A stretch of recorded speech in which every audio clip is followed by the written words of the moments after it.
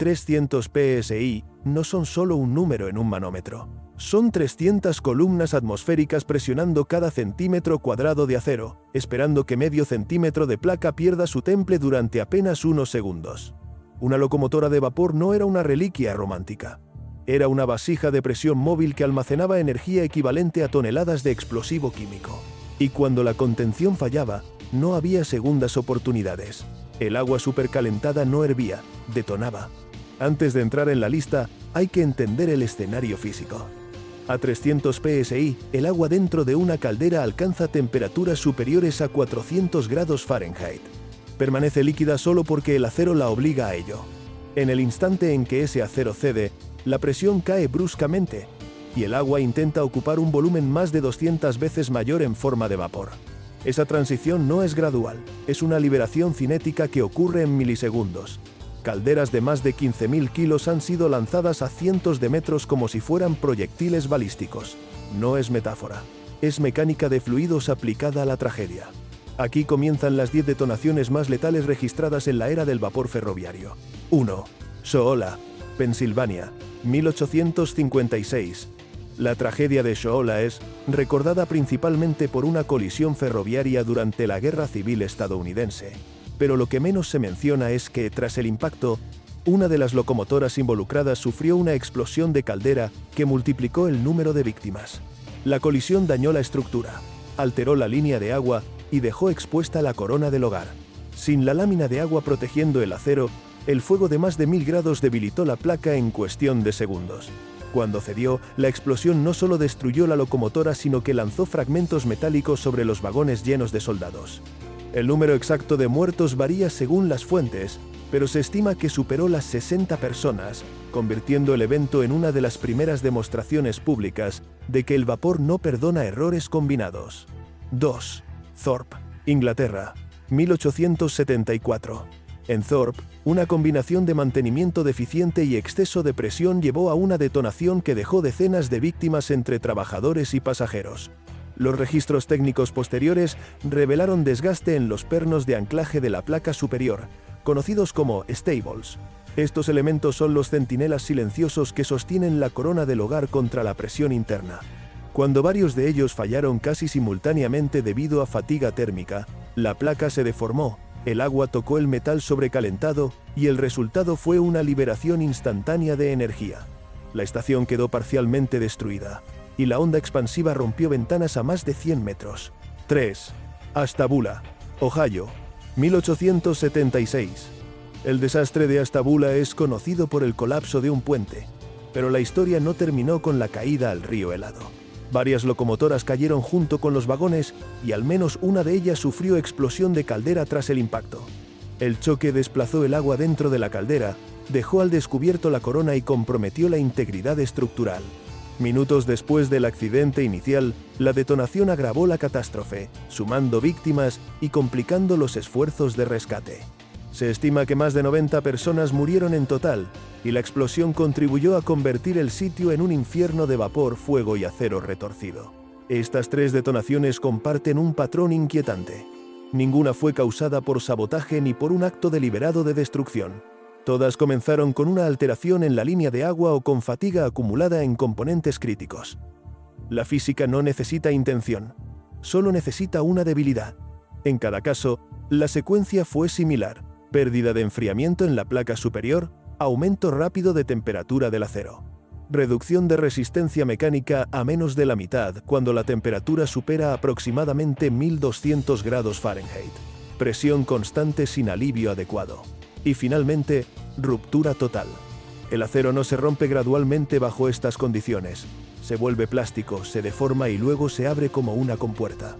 La energía almacenada durante horas de combustión se libera en un instante. El agua se transforma en vapor sobrecalentado y la estructura metálica se convierte en metralla. Lo más perturbador es que estos eventos ocurrieron en una era donde los procedimientos de inspección aún estaban en desarrollo. La comprensión de la metalurgia y la fatiga térmica era limitada.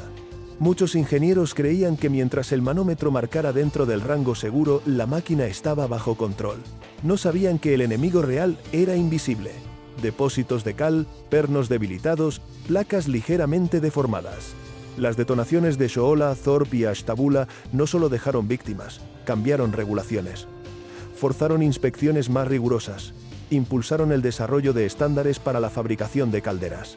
Pero el progreso fue lento, y durante décadas siguientes, otras 7 explosiones demostrarían que incluso con experiencia acumulada, el margen de error seguía siendo peligrosamente estrecho.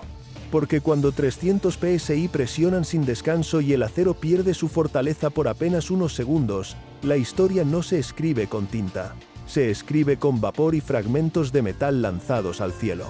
Las primeras 3 detonaciones enseñaron a la industria que el vapor no perdona descuidos, pero la lección no fue suficiente para detener la siguiente ola de tragedias. A finales del siglo XIX y comienzos del XX, las locomotoras eran más grandes, más potentes y trabajaban bajo presiones cada vez mayores. La búsqueda de rendimiento empujó los límites del acero y en ese empuje se gestaron algunas de las explosiones más devastadoras jamás registradas. 4. Chatsworth, Illinois, 1887. El descarrilamiento de Chatsworth es recordado por la caída de un tren de excursión desde un puente debilitado, pero como en Ashtabula, el impacto no fue el único enemigo. Una de las locomotoras, tras precipitarse al arroyo seco, sufrió una explosión de caldera que amplificó la devastación. El golpe desplazó violentamente el agua dentro del recipiente, dejando al descubierto la corona del hogar durante segundos críticos. El fuego, aún activo, elevó la temperatura del acero sin el colchón protector de agua. Cuando la estructura cedió, la caldera fue proyectada a decenas de metros. Más de 80 personas murieron en el desastre total, y la detonación convirtió el sitio en un campo de escombros incandescentes que dificultó cualquier intento de rescate inmediato. 5. Harrisburg, Pensilvania, 1905. En este caso no hubo puente colapsado ni colisión previa. La locomotora estaba detenida en patio cuando ocurrió la detonación. La investigación posterior reveló acumulación severa de incrustaciones minerales en el interior de la caldera. La capa de cal actuó como aislante térmico, impidiendo que el agua disipara el calor de manera uniforme. Bajo el fuego constante, ciertas zonas del acero alcanzaron temperaturas críticas sin que el manómetro indicara sobrepresión. Cuando la placa debilitada falló, la energía almacenada se liberó de forma instantánea. El estallido lanzó fragmentos metálicos a más de 100 metros y mató a más de 20 trabajadores en el área circundante. La conclusión fue clara. Una caldera puede explotar aun cuando la presión esté dentro de límites nominales, si el enfriamiento interno ha sido comprometido. 6. San Antonio, Texas, 1912. En San Antonio, el detonante fue un fallo en el sistema de alimentación de agua. El inyector, encargado de introducir agua fría bajo presión en la caldera, se obstruyó parcialmente por depósitos acumulados. La línea de agua descendió lentamente sin que la tripulación lo notara de inmediato. El indicador visual estaba enturbiado por incrustaciones, ofreciendo una lectura engañosa. Cuando finalmente el nivel cayó por debajo de la corona, el acero quedó expuesto a temperaturas superiores a 2000 grados Fahrenheit en la cámara de fuego. En cuestión de menos de un minuto, la resistencia mecánica del material se redujo a la mitad. Bajo 300 psi constantes, la placa se deformó y luego se abrió. La explosión mató a más de 30 personas y destruyó varias edificaciones cercanas. Estos 3 eventos comparten una característica distinta a las primeras detonaciones. No comenzaron con un accidente externo. No hubo choque inicial ni puente colapsado. Fueron fallos internos acumulados, silenciosos, invisibles hasta el instante final. En Chatsworth, el desplazamiento súbito del agua fue suficiente para crear la condición letal. En Harrisburg, la incrustación mineral actuó como traición microscópica que aisló el acero del enfriamiento. En San Antonio, un inyector obstruido permitió que la línea de agua descendiera lentamente sin alarma evidente. El patrón vuelve a repetirse con precisión matemática. Pérdida de enfriamiento efectivo. Elevación rápida de temperatura en la corona del hogar. Disminución drástica de la resistencia del acero al superar aproximadamente 1200 grados Fahrenheit. Presión constante que no disminuye al ritmo del debilitamiento estructural. Y finalmente, ruptura total. En todos estos casos, el manómetro no necesariamente marcaba un valor fuera de especificación. La presión no necesita exceder el límite nominal para que ocurra una explosión. Lo único que necesita es que el acero pierda su capacidad de contenerla. La comprensión de este fenómeno llevó al desarrollo de normas más estrictas de inspección y limpieza interna. Se introdujeron pruebas hidráulicas periódicas, inspecciones obligatorias de stables y procedimientos de purga para reducir acumulación de sedimentos. Sin embargo, la velocidad a la que crecía la potencia de las locomotoras superaba en ocasiones la velocidad de adaptación regulatoria. A comienzos del siglo XX, las calderas eran más grandes, almacenaban más agua y operaban bajo presiones mayores que en décadas anteriores. Eso significaba que la energía almacenada en cada unidad era proporcionalmente mayor. Una caldera llena podía contener el equivalente energético de varias toneladas de explosivo químico, retenido únicamente por medio centímetro de acero y la disciplina operativa de la tripulación. Cuando ese acero cruzaba el umbral térmico, no existía margen para correcciones graduales. La transición entre estabilidad y detonación ocurría en fracciones de segundo. El agua supercalentada se convertía en vapor en un proceso llamado vaporización instantánea. El volumen aumentaba más de 200 veces y la estructura metálica se transformaba en fragmentos proyectados a velocidades letales. Chatsworth, Harrisburg y San Antonio demostraron que la amenaza no siempre estaba en la presión visible, sino en la condición invisible del metal y del agua. Y aunque las lecciones técnicas se acumulaban, la historia todavía reservaba 4 detonaciones más que confirmarían una verdad incómoda. Incluso en la era de inspecciones avanzadas, la combinación de calor, presión y descuido humano podía convertir una locomotora en un arma involuntaria en cuestión de segundos. Con la llegada del siglo XX, muchos ingenieros creyeron que las explosiones masivas de calderas pertenecían al pasado. Las inspecciones eran más rigurosas, los estándares metalúrgicos habían mejorado y las válvulas de seguridad eran probadas con mayor frecuencia. Sin embargo, el vapor seguía operando bajo las mismas leyes físicas, y cuando la disciplina humana fallaba aunque fuera por minutos, el resultado continuaba siendo devastador. 7. Bronx, Nueva York, 1927. En pleno corazón urbano, una locomotora que realizaba maniobras en patio sufrió una detonación que sacudió edificios circundantes. La investigación posterior reveló un patrón de mantenimiento diferido. Varios stables, los pernos que anclan la corona del hogar al casco de la caldera, habían mostrado señales de fatiga durante inspecciones anteriores. El método tradicional para detectarlos era golpear cada perno y escuchar el tono. Un sonido apagado indicaba fractura interna. En este caso, algunos pernos dañados no fueron reemplazados a tiempo. Cuando la locomotora trabajaba bajo carga, el esfuerzo térmico concentrado en una sección debilitada hizo que varios stables cedieran casi simultáneamente. La placa perdió soporte estructural, se deformó bajo la presión interna y permitió que el agua supercalentada entrara en contacto directo con la cámara de fuego. El resultado fue una vaporización instantánea y una onda expansiva que mató a más de 20 personas, incluyendo trabajadores ferroviarios y transeúntes cercanos. La ciudad, acostumbrada al ruido industrial, experimentó ese día un estruendo que superó cualquier referencia previa. 8. Shelby, Montana, 1947. Shelby se convirtió en uno de los casos más citados en estudios de ingeniería, porque ocurrió en una era en la que se asumía que las explosiones catastróficas eran prácticamente imposibles bajo regulación moderna. La locomotora estaba detenida en estación cuando la caldera explotó sin advertencia visible. El análisis técnico posterior apuntó a una combinación de sobrecalentamiento localizado y corrosión interna en la placa de la corona. El agua en el interior había sido tratada de manera inadecuada durante meses, permitiendo que procesos electroquímicos redujeran el espesor efectivo del acero en puntos críticos. La presión operativa estaba dentro de los límites nominales, pero la resistencia estructural ya no era la misma. Cuando el metal alcanzó una temperatura crítica bajo el fuego activo, su capacidad de contención disminuyó drásticamente. La ruptura liberó energía suficiente para lanzar partes de la caldera a más de 100 metros. Varias personas murieron, y decenas resultaron heridas. El caso Shelby reforzó la importancia del tratamiento químico del agua y del control de corrosión interna, factores que hasta entonces no siempre recibían la misma atención que los componentes mecánicos visibles. En ambos casos, el patrón volvió a repetirse con precisión inquietante.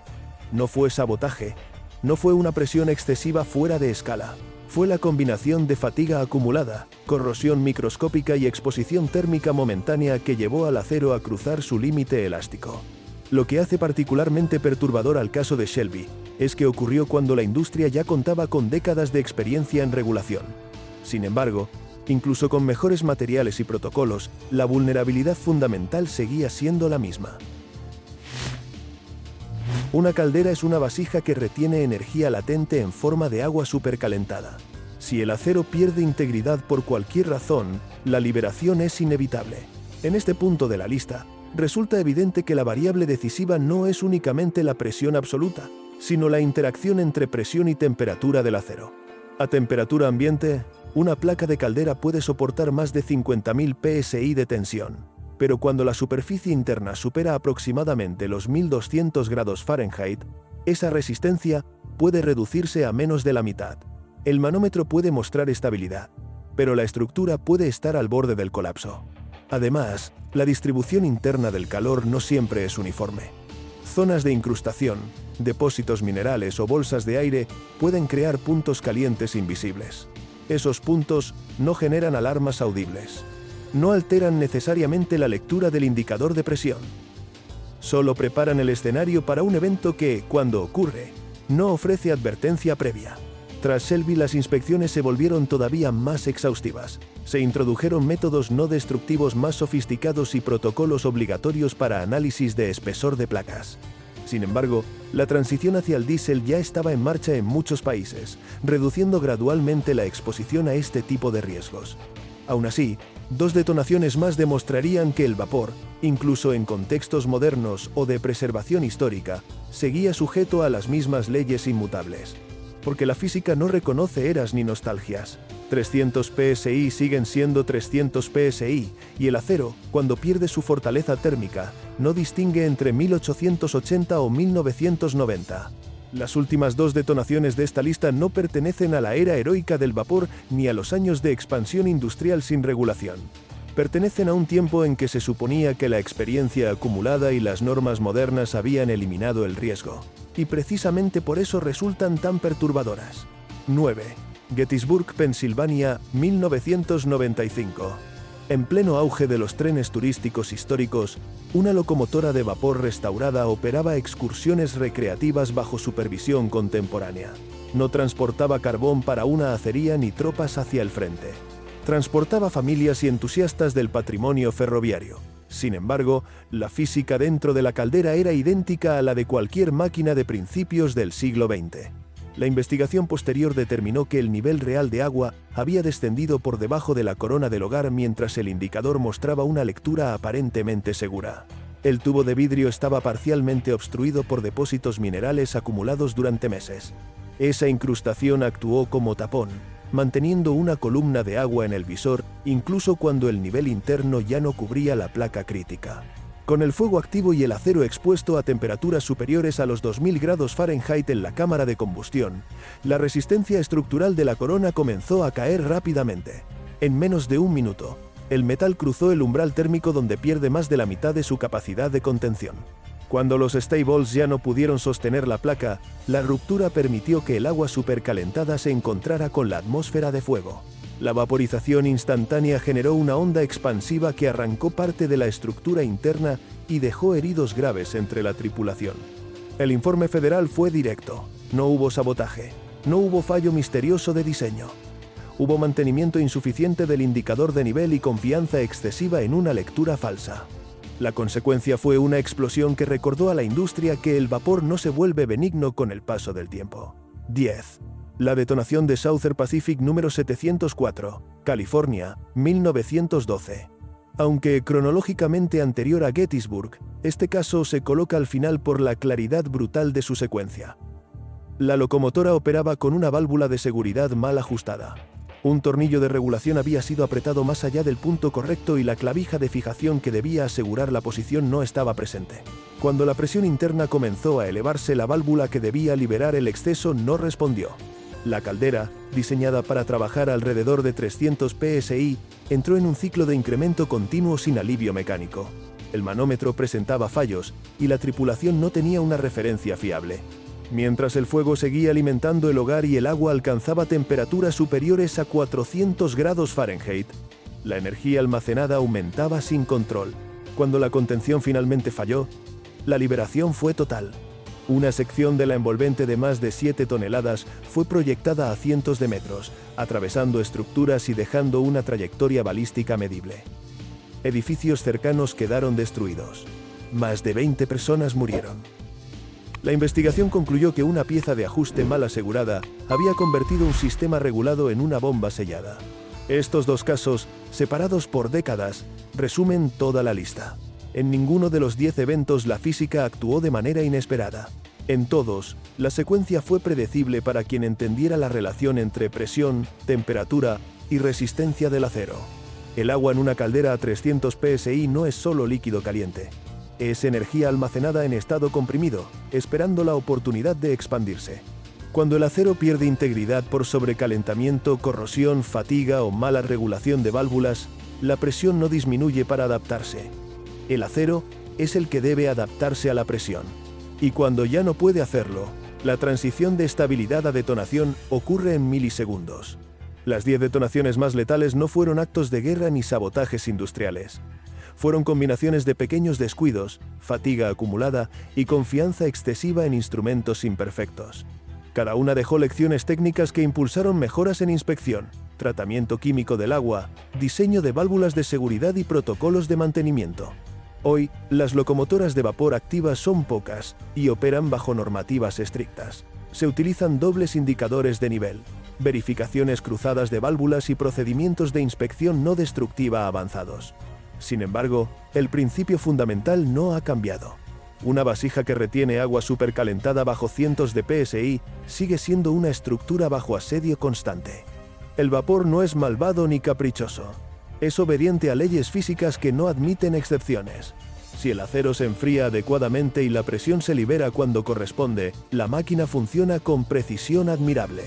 Si la disciplina falla aunque sea por minutos, la energía almacenada reclamará su salida. 300 psi no son un símbolo del pasado, son un recordatorio permanente de que la ingeniería exige respeto continuo. Porque cuando el acero cruza su límite y el agua encuentra libertad súbita, la historia no da margen para correcciones. Solo deja una estela de vapor y fragmentos que marcan el punto exacto donde la física emitió su veredicto final.